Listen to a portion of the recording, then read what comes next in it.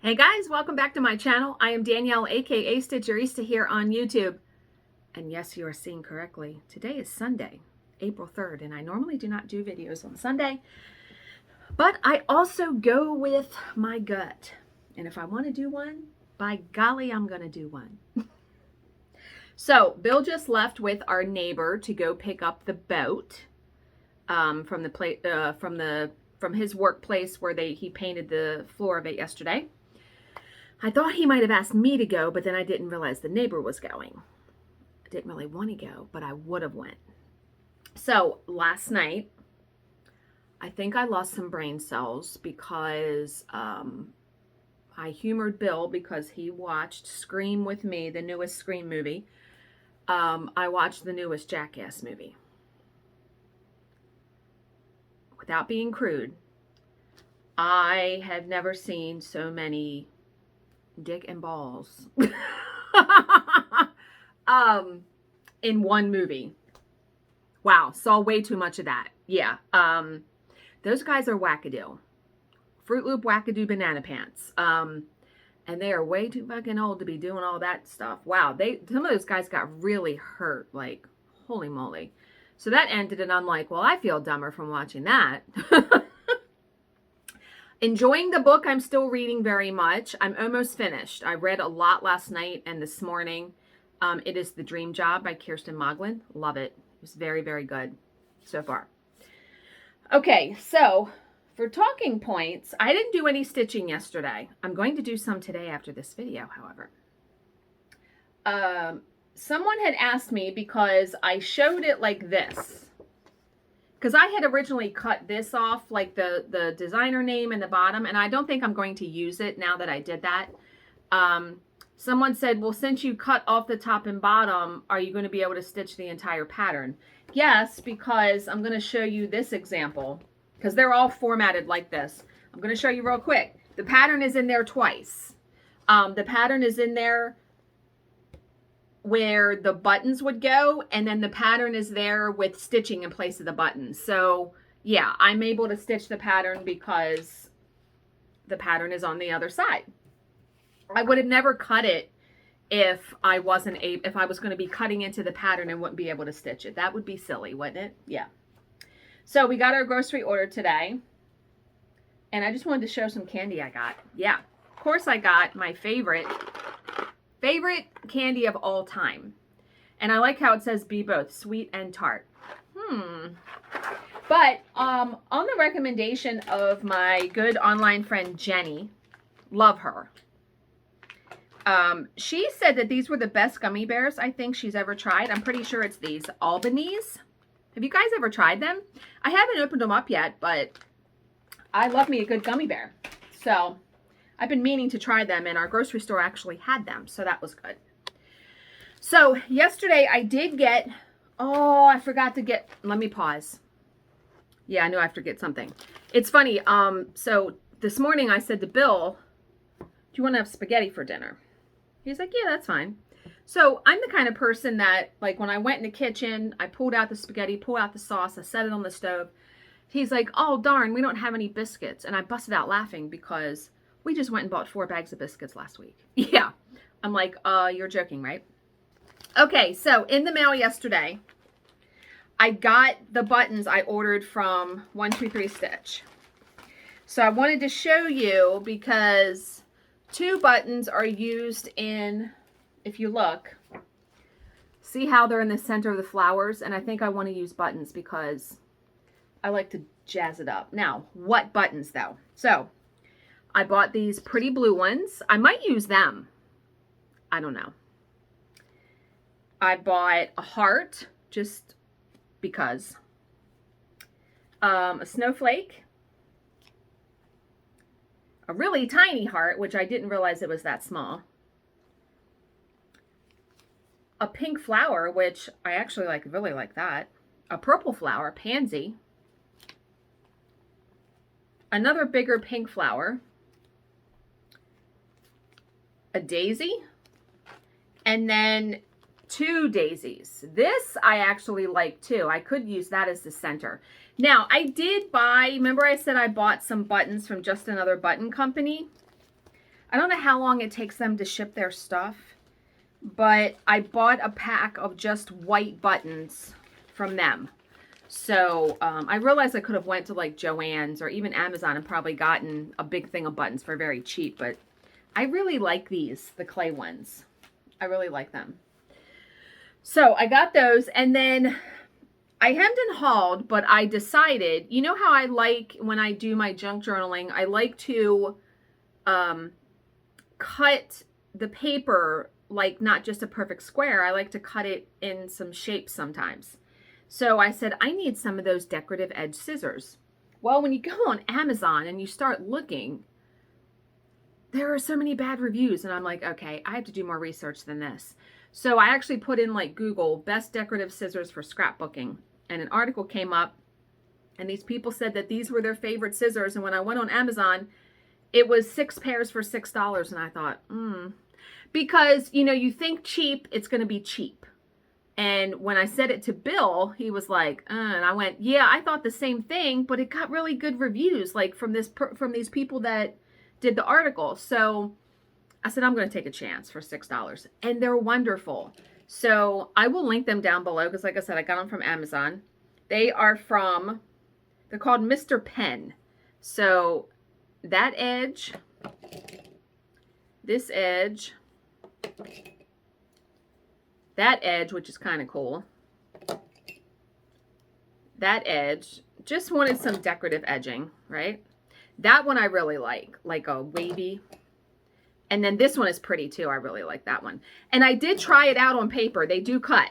So, yeah, I can't wait to use those in my junk journaling layouts.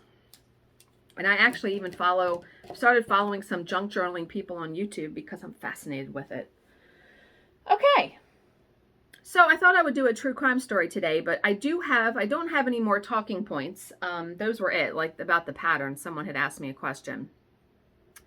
So I do have some OMG moments, which are really, really awesome. So this is by Jessica, and this is, I think it's called Phases.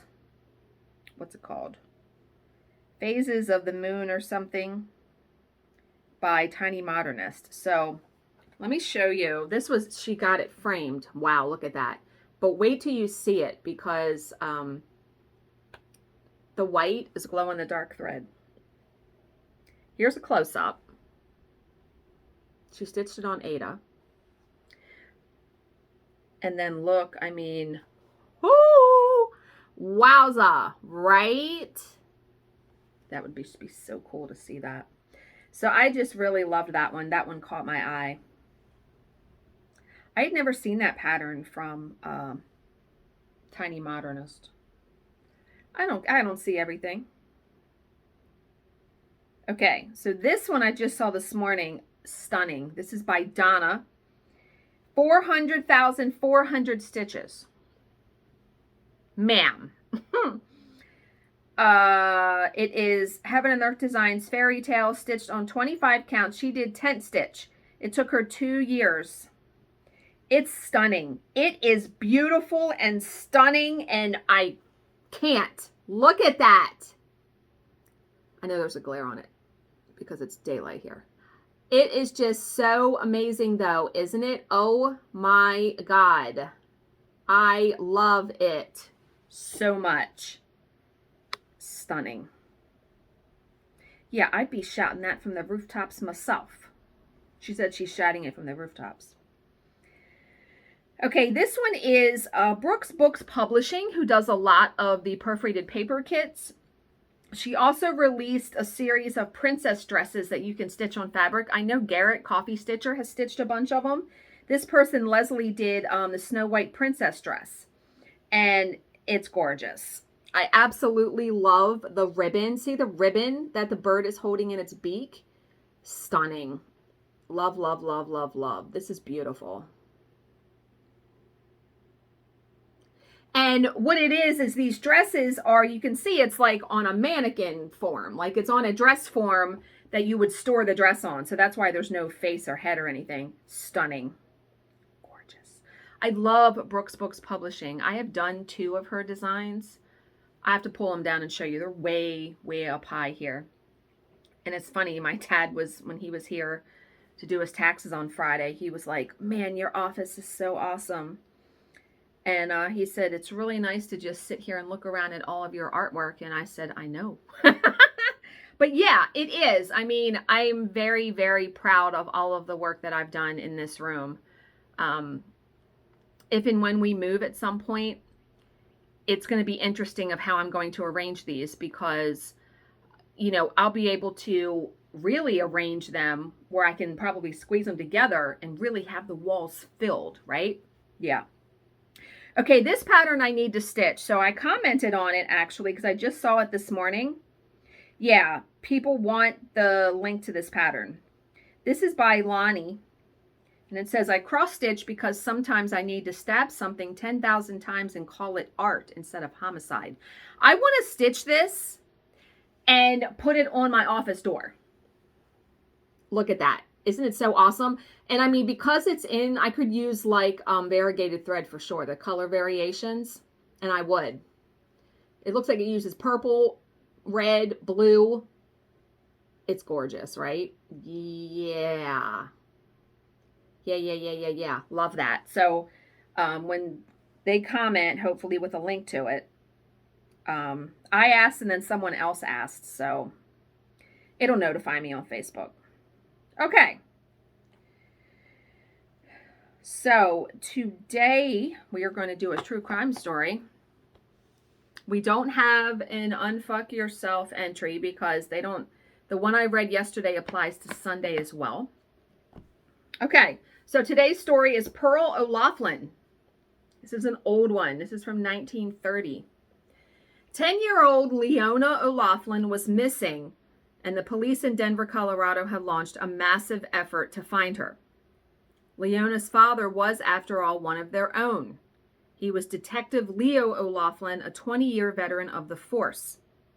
O'Loughlin could not participate in the search himself since he was currently in the hospital, struck down by an acute case of influenza, so the flu. And you know, back then in 1930, the flu was probably something very, very serious, and many people, I mean, people lose their life with it now, but yeah. Still, his police colleagues assured him that they would leave no stone unturned in finding his daughter.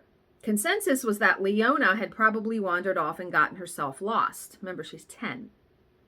There was every hope that she would be found alive. Alas, though, it was not to be.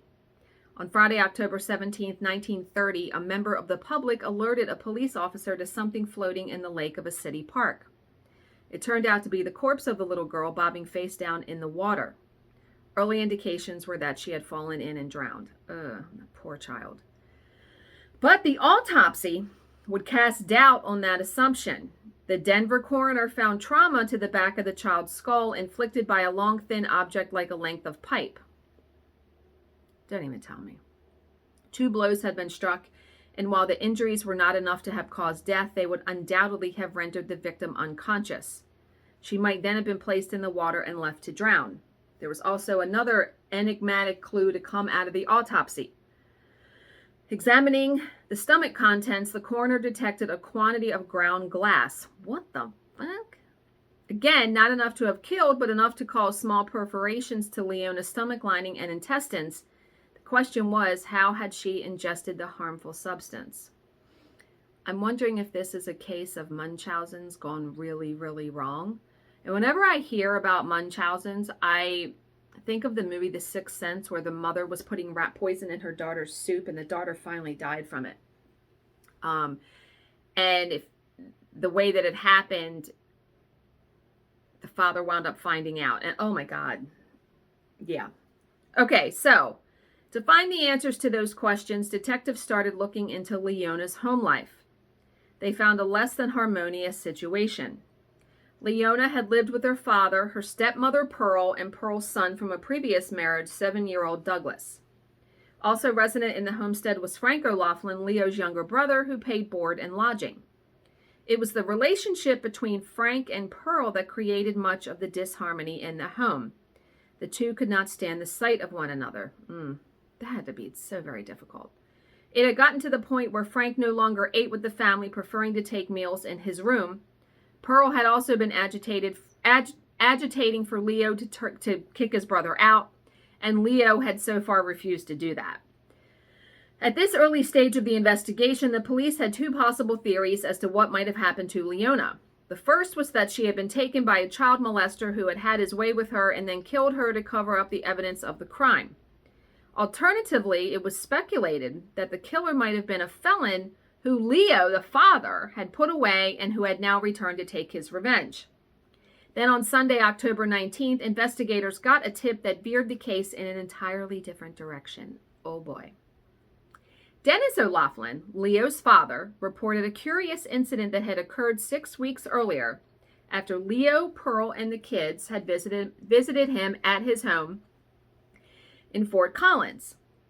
Dennis had a notoriously sweet tooth and was known to eat sugar by the spoonful directly from the bowl. Wow, really? After his visitors left that day, this is exactly what he had done, but almost immediately he had tasted blood in his mouth. What? Dennis had spit out the offending substance and then inspected his tongue in the mirror, finding several small lacerations. He had then sifted through the sugar bowl and detected tiny shards of glass. He suspected that his daughter-in-law, Pearl, might have tampered with the bowl, but had said and done nothing since he had no proof to back up his theory. However, he had kept the bowl and its contents and now handed these over to the police. What and why? Not why he handed it over, but why would she be putting glass in the father-in-law?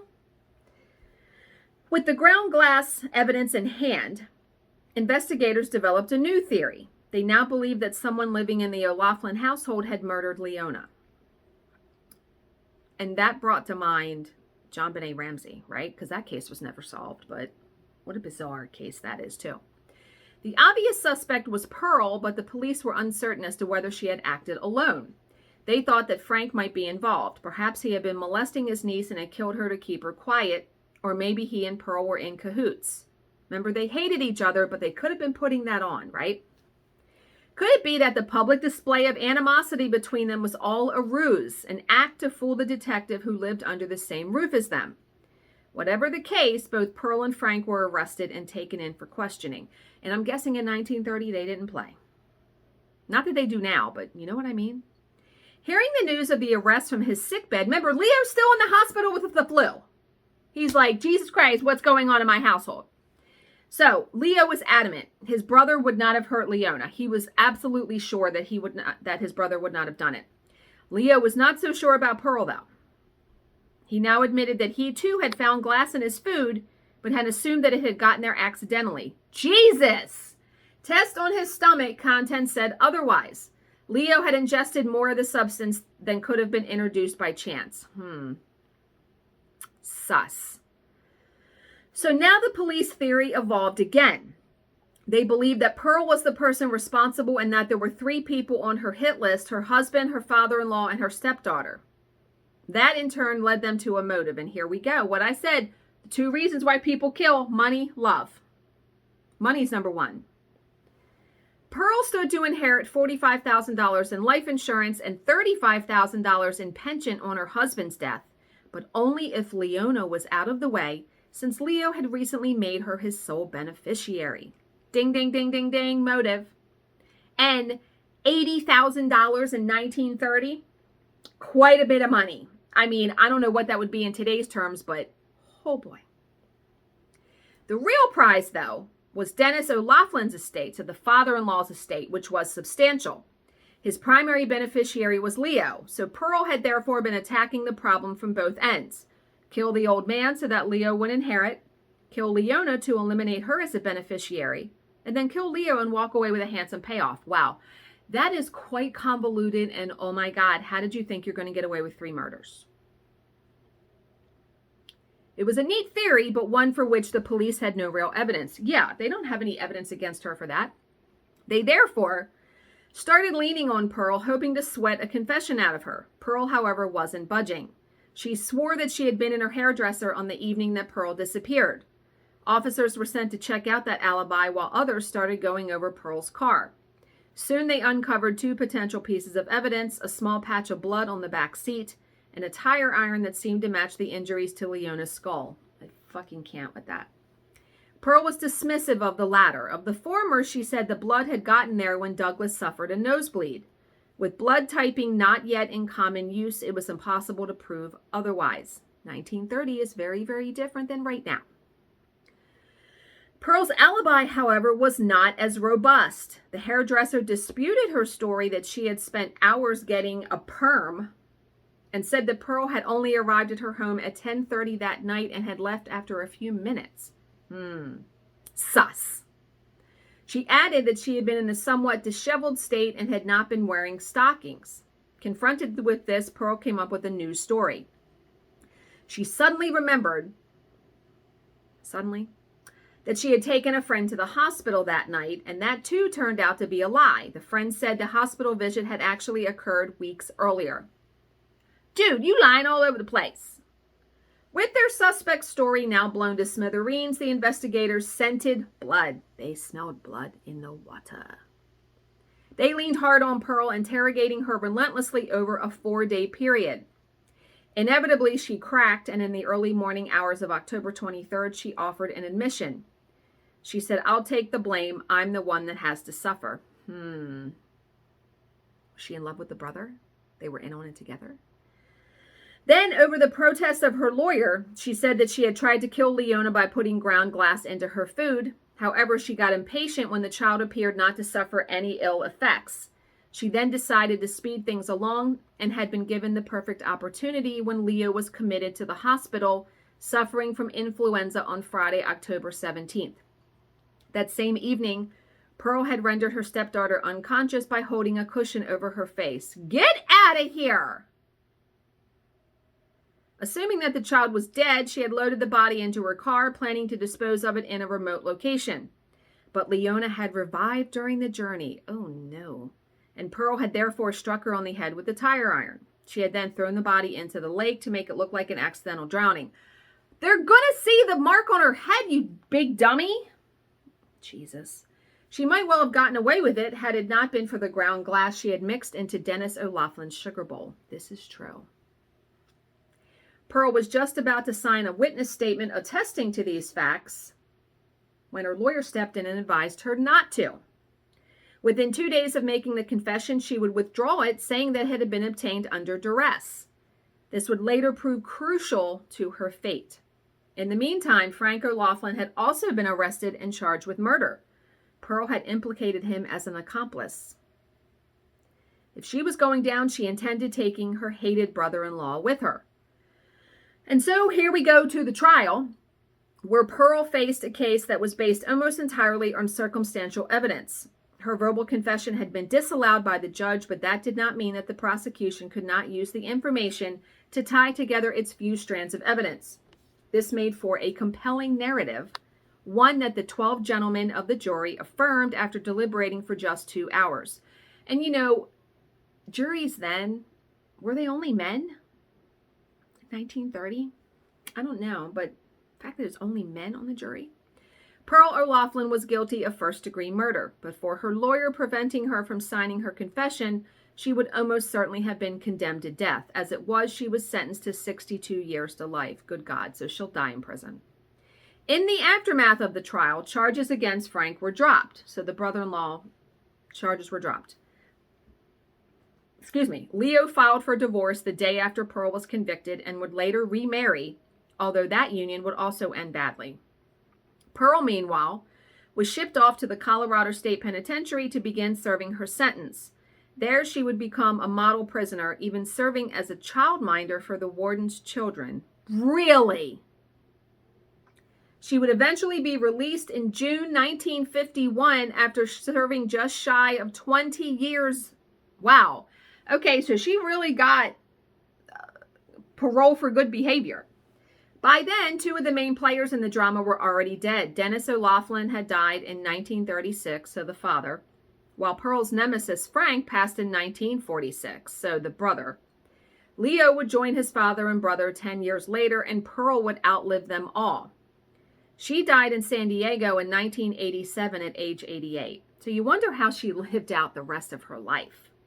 I don't know. Pearl O'Loughlin had insisted during the trial that she was innocent of her stepdaughter's death, that it was her brother-in-law Frank who should be in jail. But by 1950, Frank was already 4 years in the grave, and Pearl had no reason to continue demonizing him.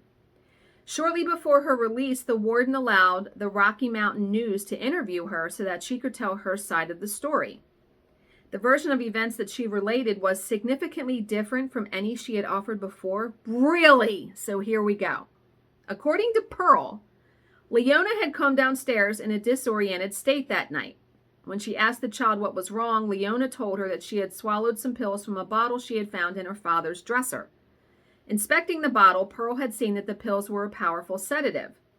She had therefore loaded Leona into her car, intending to rush her to the nearest hospital, but Leona had not made it. She had died en route. Pearl had then panicked. Fearing that she would be held responsible for the child's death, she had thrown the body into the lake to make it look like an accidental drowning. She had then decided that she needed an alibi and had driven to her hairdresser's house to establish one. But what about the wound on the child's head? So it says, so what are we to make of this story? Could it possibly be true? Not if the autopsy results are anything to go by. Pearl's revised story does not tell us how Leona's skull came to be fractured. It does not explain how the little girl ended up with a stomach full of ground glass. We also have to wonder why she didn't offer this evidence at her trial, since it may well have created a reasonable doubt in the minds of the jurors. In the end, we can safely put this story down to the self-serving justification of a cold-hearted killer, unwilling to take responsibility for her dreadful deeds. Pearl O'Loughlin goes down in history as a convicted child killer. It is a label that she undoubtedly deserves. And, you know, I'm amazed that she's a convicted child killer, but then she winds up taking care of the warden's children. What? I don't know. That was quite the story, though. Ground glass. Never thought of that way to kill somebody. Ground up glass and put it, that's frightening. That is frightening as frightening. Had you ever heard of that story? I hadn't. I love the old ones though. Because they're just, you know, the technology wasn't there to what we have now. So, wow. Okay, so I just wanted to talk about one little tiny thing. So when I was talking yesterday about living on purpose, what's your purpose, all of that, I love some of the scripture that is in the Bible as far as like Proverbs and stuff. Like my favorite one is Galatians 6:9 that says, you know, don't become weary in doing good because in due time you will reap, right? That's paraphrasing it. I have the quote. I actually bought it and put it on the wall in my bedroom. One of those decals you can get.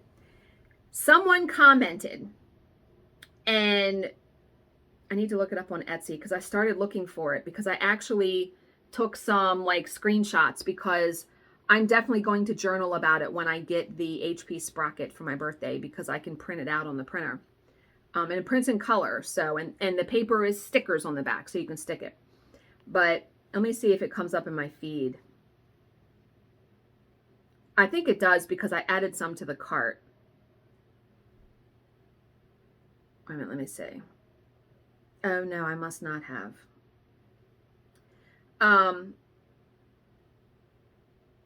It is, I need to go back and, just give me 1 second. Let me go back and find the comment that they left.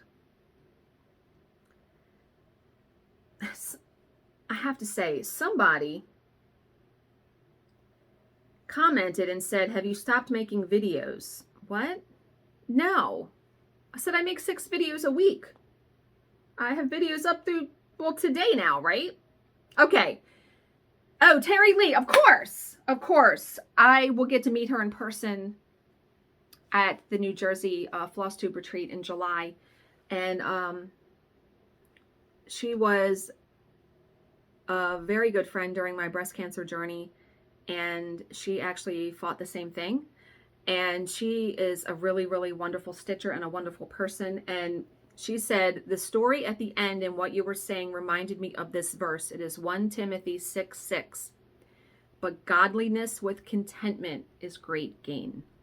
And that, I absolutely loved that. And I need to put that in my journal, on the wall, something.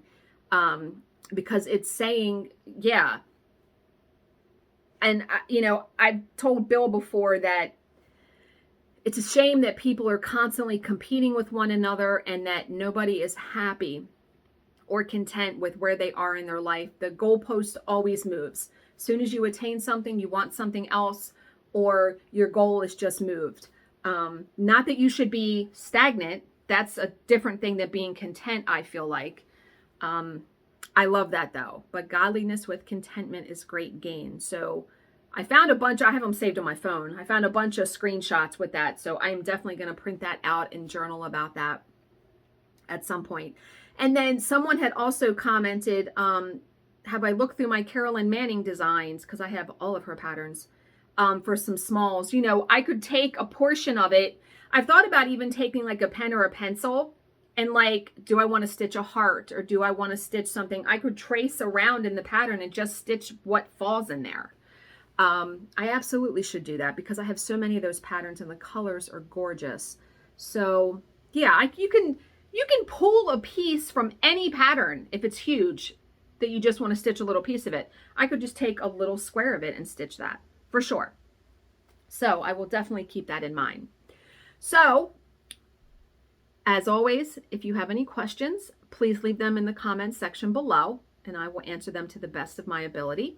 I hope you guys all have a great Sunday. Thank you for spending some of your time with me today. I will see you in my next video. Bye, guys.